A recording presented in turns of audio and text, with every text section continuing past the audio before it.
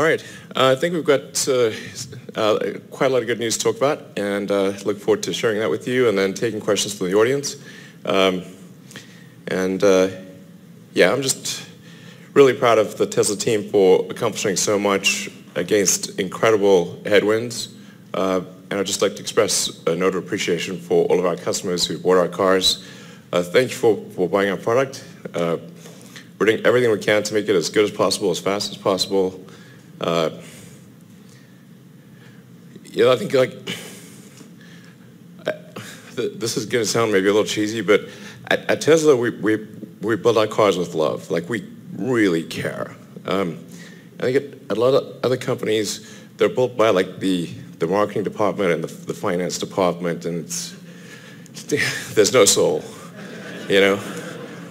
So like, we're not perfect, but we pour our heart and soul into the product, and we really care. So.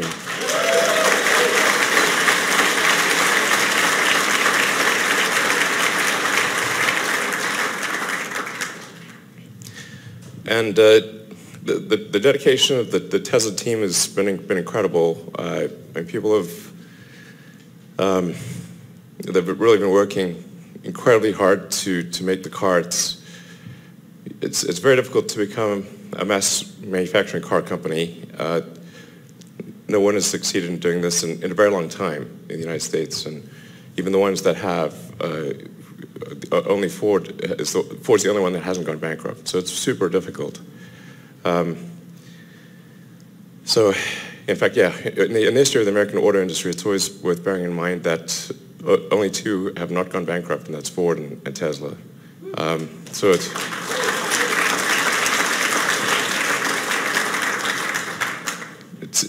insanely hard just staying alive.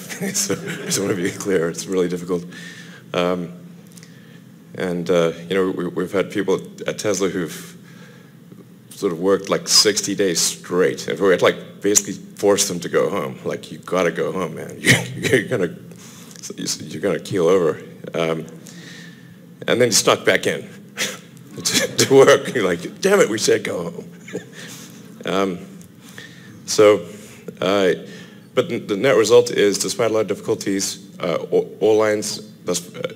parts of the Model 3 production system have demonstrated a 500 car per day capability, or a 3,500 car per week capability. So, and then we just did a big set of upgrades, and we're spooling out the production lines again.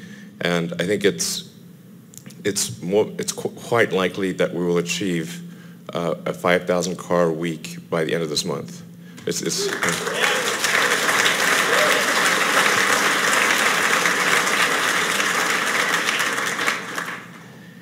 like, whew, this is like, I'll tell you, the most excruciating, hellish several months I've maybe ever had, and a lot of other people at Tesla.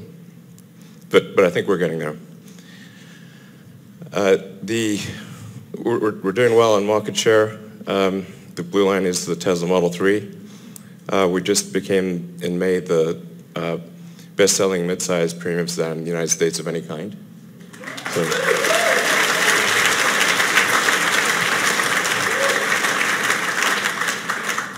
So that's of any kind. So not just it's beating all internal combustion engine cars, not just battery or hybrid or anything like that. And that's despite the fact that we still offer only one version of the car. All-wheel drive is coming out next month, and then we'll have the lower cost, the shorter range battery, the lower cost car at around the end of this year.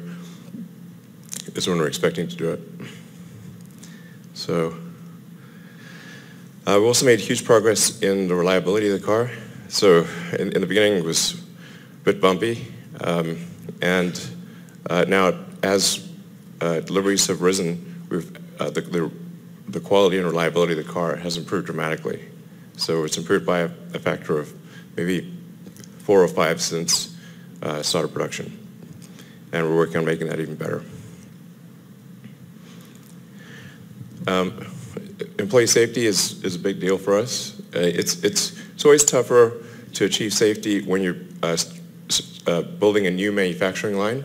So if you've got a manufacturing line that's in steady state, then you've got an opportunity to iron out the processes and make it a lot easier to build the car. As you're figuring things out, it takes a while to get there. So thus far in 2018, our average our injuries per person are 6% below the industry average, which is great because last year we were a little bit above, and now we're a little bit below, and that trend is continuing downward. So I think we've got a shot at being maybe half the injuries per person of the auto industry, you know, that's the goal we're striving for, is to be half the injuries per person. When you're building cars and you've got a huge number of people, it's impossible to be zero, or we wish it could be zero, but we think being twice as good as the average in the auto industry is a very achievable number, and that's what we're working hard to achieve.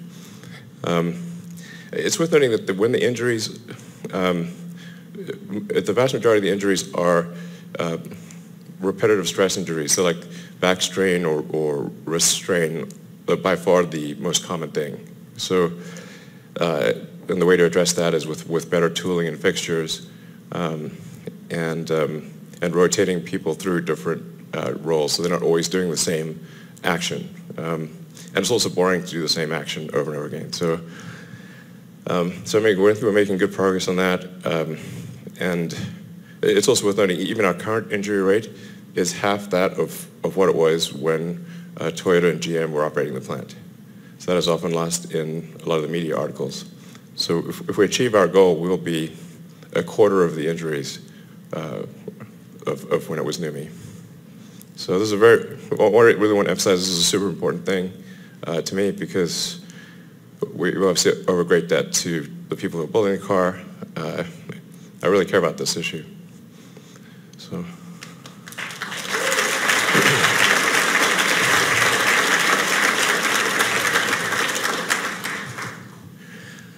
And supercharger expansion is going really well. We're almost over 10,000 superchargers worldwide. Yeah, our goal is that you'll be able to go almost anywhere on Earth using the Tesla supercharger system. We're very excited about the next generation supercharger that is, it's mostly finished in design and will go into production hopefully around the end of this year. So supercharger generation 3 will be quite a dramatic improvement. But we want to save that announcement for when it deploys, which is hopefully later this year. And then once we have that system in place, then we're going to accelerate the supercharger expansion even more.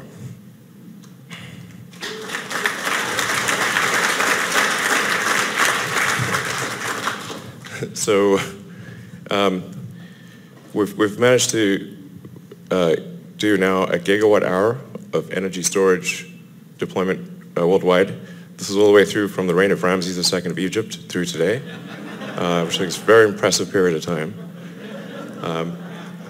And in less than a year from now, we will do another gigawatt. So it's a pretty massive, yeah.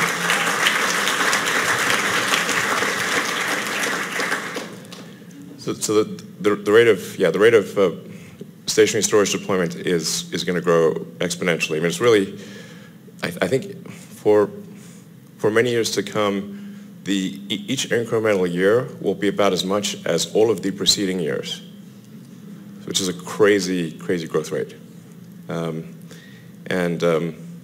It's also a sort of a production limited thing. We would actually be able to do more if we could produce more. And we are producing a lot of batteries. So, in fact, next quarter at the Gigafactory, we expect to make more battery capacity than all other EVs combined worldwide, including China. So,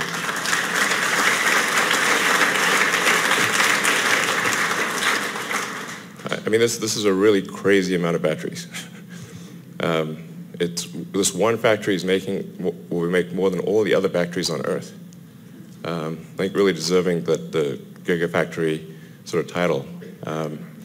It's really, really nutty. We want to try to have like maybe when things get calmed down a bit, like have more tours available for Giga, because it's like epic. It's like,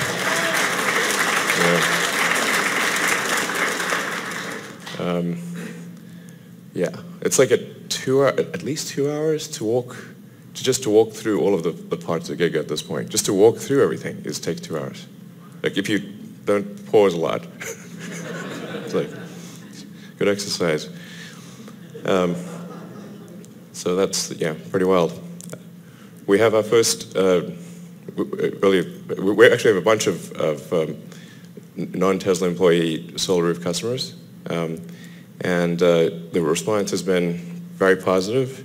That whole roof is solar, and it just looks normal. In fact, it looks better than the roof that was there. So I have it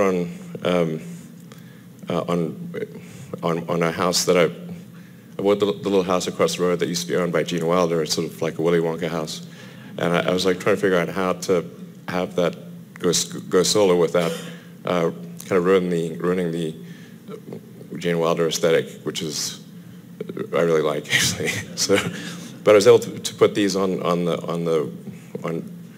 Gene Wilder's old house, and it still looks like it still has the same character, which is great. We're spending a lot of time just validating the solar roof, because they need to last at least 30 years, ideally longer, and there's only so much accelerated life testing that you can do on a roof. So before we can deploy it to a large number of houses, we need to make sure that all elements of the roof are going to last for at least 3 decades, but ideally sort of half a century or more. But this is going to be a very big product. And it's also going to grow exponentially. It's, yeah. And I think you kind of want to have a thing where if you look around the neighborhood, adding solar actually made the improved the aesthetics and feel of a neighborhood. I think that's a really big deal. We're not far from Q3, and my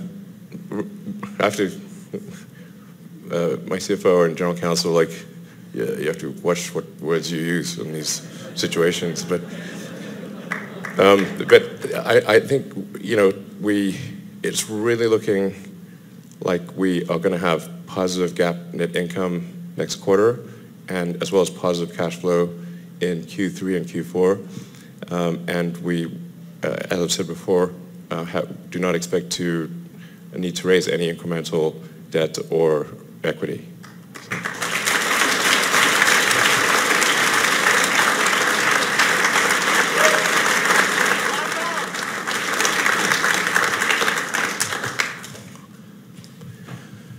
Yeah, we've got some exciting products in the works. The Model Y is really going to be something super special. We're aiming to unveil the Model Y approximately March next year, and then go into production about maybe around 2 years from now. Maybe a little less than 2 years, but basically first half of 2020 for production of Model Y. Something similar for Semi and Roadster. So these products are shaping up. I think Semi and Roadster are actually going to be even better than what was unveiled. We've figured out ways to improve the range and overall functionality of the Semi. In particular, the Roadster, what I unveiled with the Roadster was the base model performance.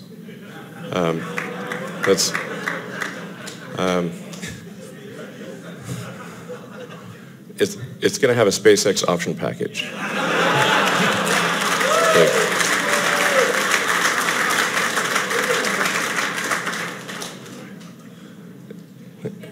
It's crazy.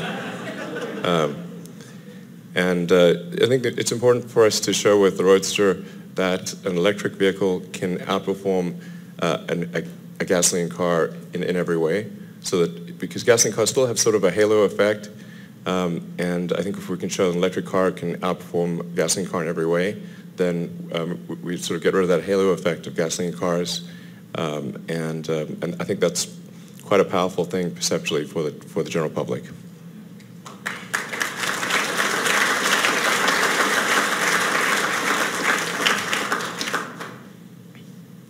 So these are just some questions that we got on Twitter. I guess we had some really insightful questions on Twitter, as well as some strange ones. Yeah, so one of the first questions is, for Model 3 production line, as I said before, we're really going to focus on manufacturing technology for Tesla, and we've made a lot of mistakes with the Model 3 production, but we recognize those mistakes, and we're confident we know how to address them. In fact, we are addressing them, and long term, I think the biggest competitive strength of Tesla is going to be manufacturing. This is sort of counterintuitive, but it is going to be quite dramatic, I think. The approach to automation that we've taken, I think in some cases has worked, in some cases has not. But it's clear that there are some elements of production which are really well suited to people doing it, and some parts of production that are really well suited to robotics. And one of the biggest mistakes we made was trying to automate things that are super easy for a person to do, but super hard for a robot to do. And when you see it, it looks super dumb. You're like, wow, why do we do that? So it sort of makes sense to start off with an initial production line which has a relative bias towards people, and then you automate the parts of the production system that are the most painful and difficult for people to do. So particularly ones that result in repetitive stress injuries, or mechanically difficult. That's really a much better approach, and that's what we're going to do for Dreadnought Factories 1 and 2. It's a much more sensible way to do things. Let's see. Well, let me actually have some of the Tesla executive team come up. Guys, you want to come up and hang out?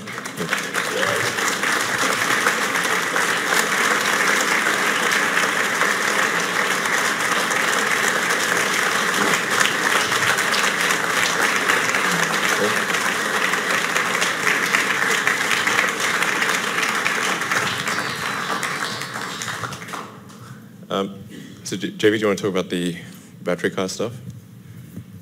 Sure. So, it's difficult for us to talk about specific cost numbers. That's always a difficult topic, but we're still very confident that we have the best price and performance of anything out there in the world. If there's something better, I don't know about it, and we've looked as hard as we possibly can. And we try and talk to every single battery startup, every lab, every large manufacturer. We get quotes from them. We test cells from them. So if there's something better, we're all ears. We'd love to find it, but we haven't found it yet. So generally, yeah, we're still pretty confident about that same direction. Yeah, I mean, we think at the cell level, probably we can do better than $100 per kilowatt hour, maybe later this year, depending upon on commodity prices. If commodity prices are roughly where they are today, then we'll probably do better than $100 kilowatt hour at the cell level. And then with further improvements to the cell chemistry and the production process, and more vertical integration on the cell side, for example, integrating the production of cathode and anode materials at the Gigafactory, and then an improved design of the module and pack, we think long term we can get below $100 kilowatt hour at the pack level, which is really the key figure of merit for a car. But long term meaning definitely less than 2 years. That's Tesla long term. Anything? I mean, yeah. Yeah, we think we've come up with some pretty cool breakthroughs on this front, on the energy density, and cost of the battery pack, and yeah, I think it's going to be pretty great as far as I can see. Yeah. So, when will the Gigafactory be completely built? I think we'll keep building on the Gigafactory for at least 4 or 5 years. It will be by far the biggest building in the world. It's not that far from being the biggest building in the world already, and based on the plans that we know, it might be twice as big as the next building in the world. Hence the interesting tour. So it's about a third done right now, yeah, so it's really enormous, and I think it's going quite well. There will be more gigafactories in the future. We're close to announcing a combined vehicle and battery factory. So future gigafactories will include vehicle and battery pack and powertrain as a single integrated unit. And we're close to announcing something in China that, I don't know, Roman, do you want to talk about that? But I mean, we don't want to make an announcement. Exactly. Maybe just talk about like preamble or something. I don't know. So Robin is head of worldwide sales for Tesla. Thanks, Elon. I didn't expect to talk about this. So we're incredibly excited to build first Tesla Gigafactory outside of the U.S. In China. Specifically, it's going to be in Shanghai. And we have been holding discussions with the government, various governments in China. Really great discussions, great partners. We really look forward to working with them in the years to come. This is going to be, the next generation of Tesla factory. We're super excited. The stuff that we're going to be put in there and the cars that we're going to be building in that factory is going to be incredible. So we going to announce something really, all the details really soon. So I won't tell more, but this is enough. All right. Thank you.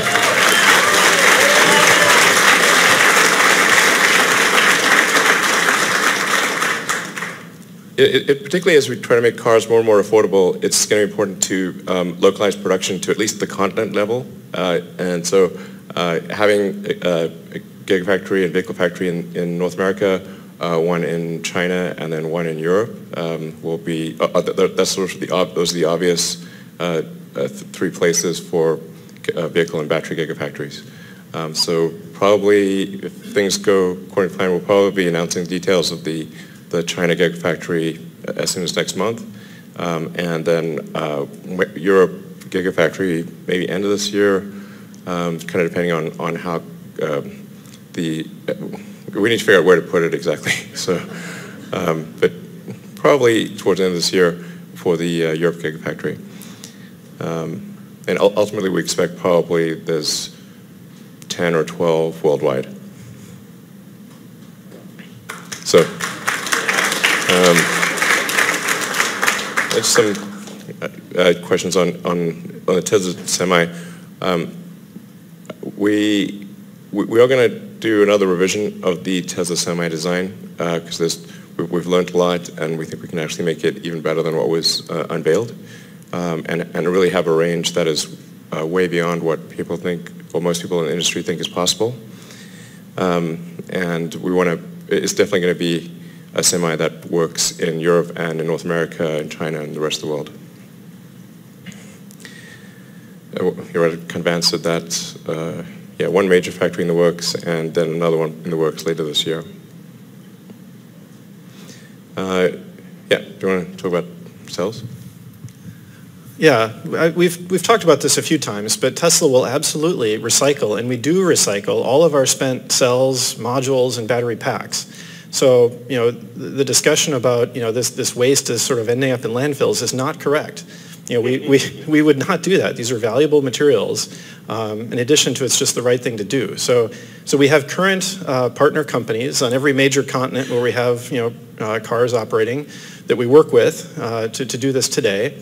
And in addition, we're developing internally more processes. We're doing R&D on how we can improve this recycling process to get more of the active materials back.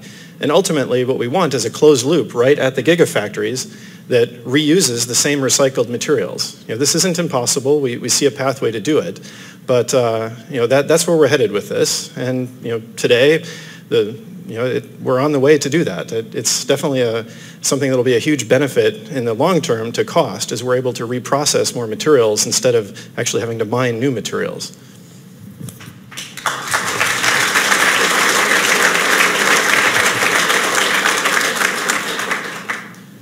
In terms of repairability of Model 3, including insurance costs, we're working with insurance companies and on some internal activities, but we're really confident of getting the cost of insurance for Model 3 to be at least 20 to 30% lower than, say, a BMW 3 Series or equivalent mid-size sedans. So the safety is definitely better, and then we're working on the repair costs. We've already made a lot of progress on that front. But the bottom line is that the insurance cost, or total cost of ownership of the Model 3 should be significantly better than any other mid-priced premium sedan.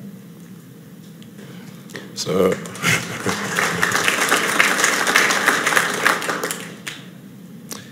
yes, we will definitely offer a $35,000 version of the Model 3. I think probably at the end of this year is when we should be able to make the smaller battery pack and then get into kind of volume production of the 35K version in Q1 next year. So that's definitely, we will definitely honor that obligation, and we would do so right now if it was physically possible. Let's see, yeah, we're going to in hopefully next month offer a free trial for people to try out Autopilot and see how well it works. We're also making rapid progress on Autopilot technology. So there's a new version of Autopilot that's rolling out, I think, this week, which I think is quite a significant improvement. And I think what you'll see is that the reliability and capability of Autopilot will increase exponentially over the next 6 to 12 months. It's really, the improvements are very, very rapid. The length of time to wait for a Model 3, if you're ordering one now, will vary quite a bit depending upon what part of the world you're in and what configuration. So if for the existing configuration, if you were to order now in the US, you probably would be waiting, I'm guessing, about 3 or 4 months. On the other hand, if you want the right-hand drive version, you're probably waiting for over a year because we need to build the right-hand drive version and ship it to other countries and homologate the car for other countries. So the wait is anywhere from 3 to 15 months, approximately. But for current configuration, ordered now, it's maybe about 3 or 4 months. This is actually quite a complicated answer. There are many lines to the Model 3. In some places there are several lines. In some places there's just one line. And it kind of depends on what the capacity of that line is. So for general assembly, which is like putting the parts together at the end, we currently have 2 lines and are constructing a third. The third line is, I think, dramatically better than lines 1 and 2. We started construction on that third line about 2 weeks ago, and we're already putting the first car through that line. So it's really crazy fast. And that's part of what gives me confidence about the 5K per week for Model 3. Currently the biggest constraint on output is general assembly. And I think we can probably get to 5,000 a week with the current 2 General Assembly lines, but with the third one, I'm highly confident that we can exceed 5,000 units per week. Oh, and then Model 3 test drives, we should be able to offer Model 3 test drives starting the end of this month. And I think we should have them in almost all stores in North America by the end of next month. We're rapidly expanding service centers. I think by the end of next, kind of year over year, we'll probably see a doubling of service center capacity for Tesla. And we're making major progress on the body shop front. We're also, it was quite a big deal, we're creating Tesla body shop repair locations, and we should have by the end of this month at least the top 10 metro areas in the US being able to be serviced by a Tesla body shop. This will be a dramatic improvement in the cost and time of body repair. In fact, we think we might be able to do for a lot of them like same-day body repair, which is, it's definitely possible. So I think we want to aim for at least some number of body repairs to be same day. Whereas if we go to a third party's best case, it's about a week. And in some cases, it's several weeks.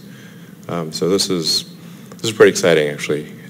And we're basically just taking our biggest service centers, adding in an annex for body repair, and then pre-stocking the parts, so you don't have to wait for parts to come from the factory. Not yet. But yeah, March next year, I think we'll have something very exciting to show.